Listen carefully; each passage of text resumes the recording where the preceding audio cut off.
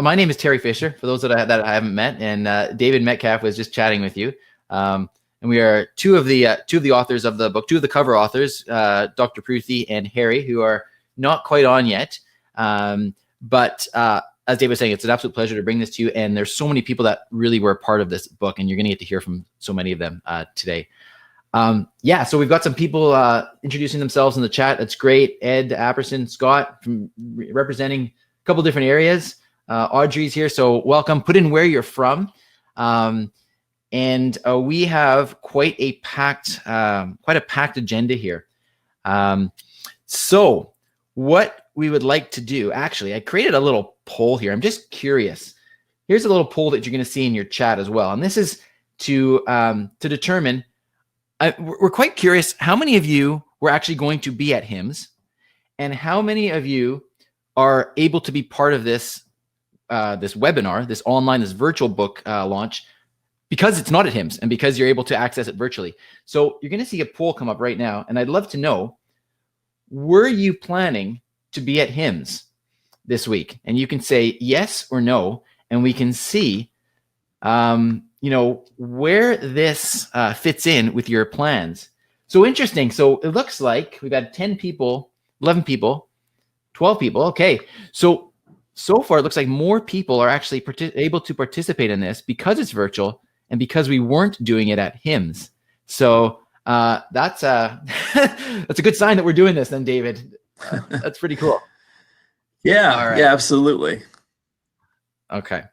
So just to tell you a little bit about how this is going to work. So we've got, like I said, we've got quite an agenda.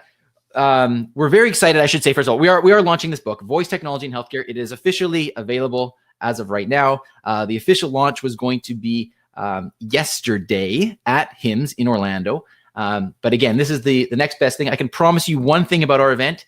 There's absolutely no way you're going to catch coronavirus by being here on this event today. Okay. So it's a coronavirus-free event, and you can feel free to make use of the emojis down in the chat, and you'll be able to see that you can actually give a virtual wave.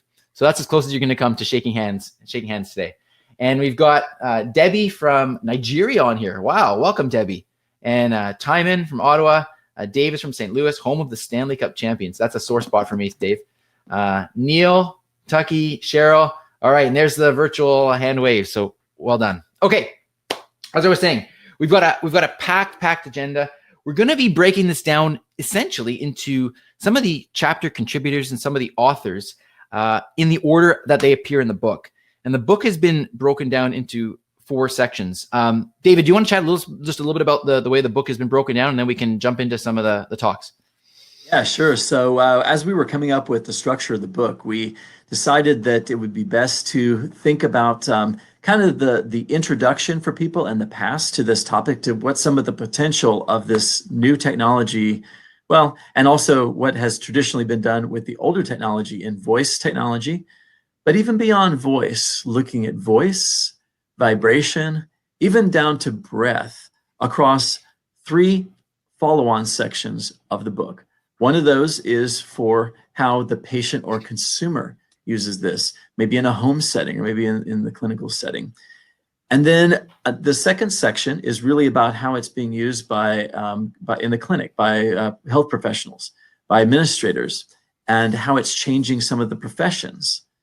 The fourth session is a little bit about the future and maybe some of the catch-all. It's where we tap into things like voice meets genomics, and where we tap into some of the other areas like voice and AI, and end with a roundtable, which we're going to do today too, of what some of the biggest findings from the book are, and kind of putting those all together. So those are some of the things that we're going to do to track the structure of the book, used for the structure of our day-to-day too.